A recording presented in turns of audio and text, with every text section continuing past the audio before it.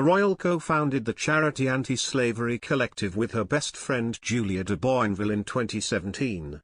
Princess Eugenie has unveiled her plans to mark Anti-Slavery Day days after returning to work following her maternity leave.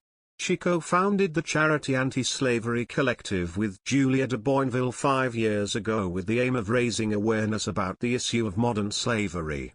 Anti-Slavery Day will take place on October 18, 2022.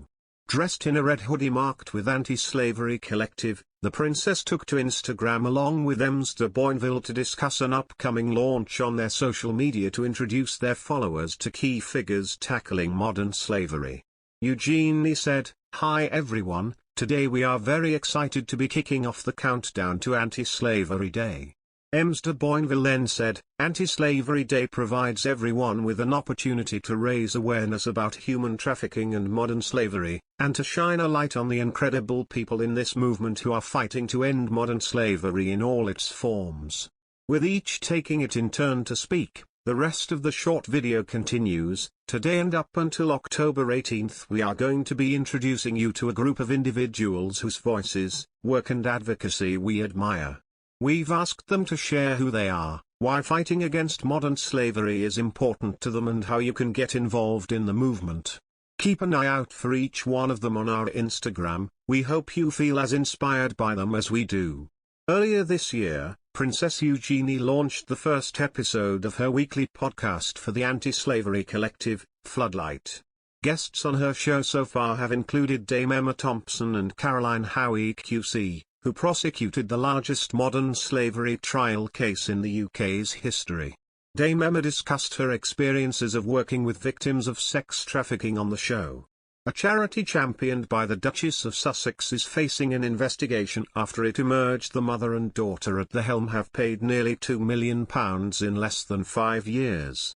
In a dramatic move, the Charity Commission launched the investigation into One Young World just days after the portraits of Meghan and the Duke of Sussex, taken at the annual Charity Summit in Manchester in September, were published. Describing itself as a global forum for young leaders, One Young World has gained a huge public profile thanks to the Duchess, who became one of her advisors in 2014. Meghan told delegates in Manchester she was excited that Harry could join her to witness firsthand my respect for this organisation. But the Mail on Sunday can reveal that the regulator has stepped in amid concerns over the dazzling pay and benefits packages handed over to senior bosses at the charity.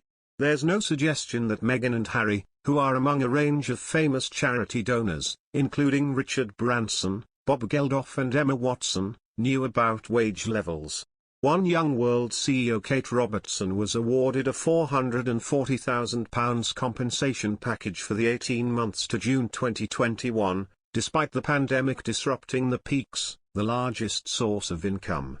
Her daughter Ella Mackay, 33, one of the charity's 2 directors, enjoyed a pay and benefits package of £194,543 during the same period. In response to questions from this newspaper, the Charity Commission announced this weekend that it had opened a regulatory case to investigate pay concerns at One Young World. In a statement, a spokesperson said, "All charities should be able to look donors and volunteers in the eye and say how their reward decisions affect the cause they pursue or the people they help."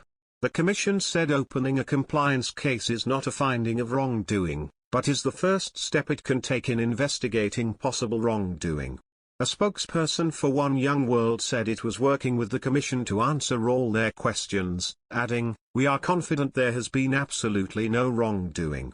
At this year's 4-day summit, Harry and Meghan gave a speech at the 2-hour opening ceremony at Manchester's Bridgewater Hall after being flown to the UK. Bridgewater Hall